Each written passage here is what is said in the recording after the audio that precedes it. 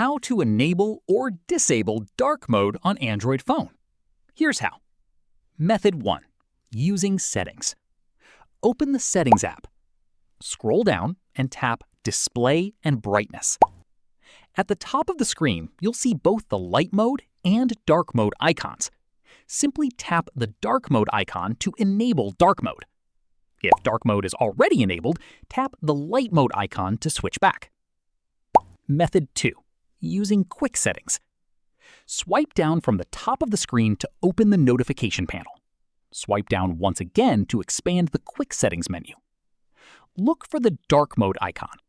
If you don't see it on the first page, swipe left through the quick settings tiles until you find it.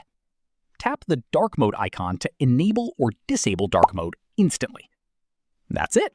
You've successfully enabled or disabled dark mode on your Android phone. If this tutorial helped you, don't forget to like this video, subscribe for more Android tutorials, and I'll see you in the next one.